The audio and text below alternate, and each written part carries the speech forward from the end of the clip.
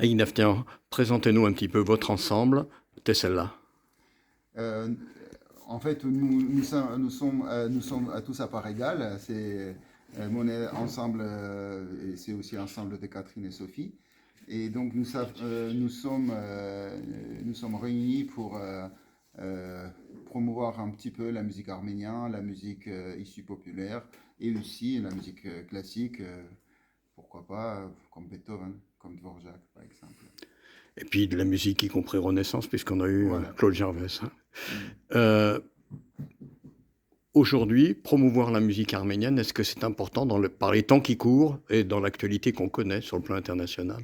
Même si on nous dit qu'il va y avoir des rapprochements avec l'Azerbaïdjan. Je pense que c'est très important à avoir promouvoir la culture, non seulement la musique, mais la culture arménienne, parce que nous sommes par l'essence même des Européens et parce qu'on a épousé la foi chrétienne euh, au début du IVe siècle. Donc, et déjà rien que par cet héritage culturel, nous sommes très proches des Européens. Aujourd'hui, l'Arménie est toujours dans difficulté politique et le rapprochement avec l'Azerbaïdjan est, est difficile et nous avons compris que notre seule issue, pouvoir exister en tant que nation, en tant que peuple, c'est devenir européen de plein gré et voilà, si on peut dire, de, comment dire, en tant que membre de l'Union européenne dans un but lointain. Vous évoquez la foi chrétienne. Dans votre répertoire, vous avez des mélodies de Komitas, qui était un prêtre arménien, qui a beaucoup joué à Etchmenadzin, à Oui, Basilique. oui. Alors, qu'est-ce que vous pouvez en dire là aussi? Komitas, c'est un peu le père de la musique professionnelle arménienne aussi, malgré son statut d'un révérend père.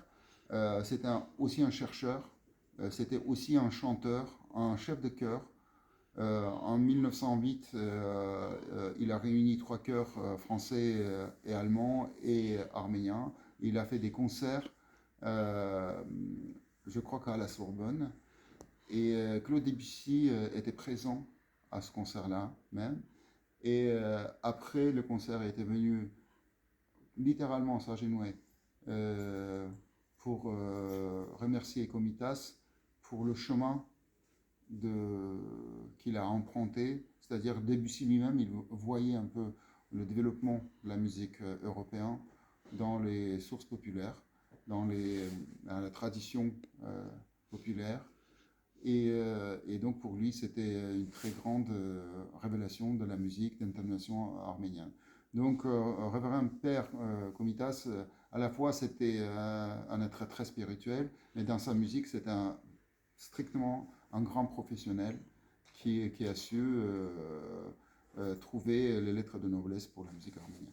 Alors, ultime question.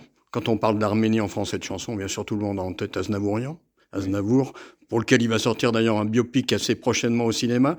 Mais est-ce qu'aujourd'hui, où en est la création musicale arménienne, qu'elle soit de musique moderne ou même de musique qu'on pourrait dire classique?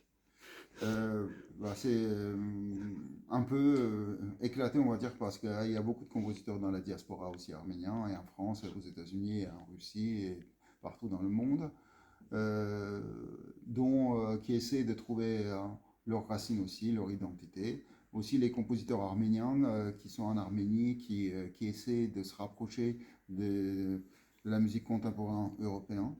Donc tout ça, c'est assez riche.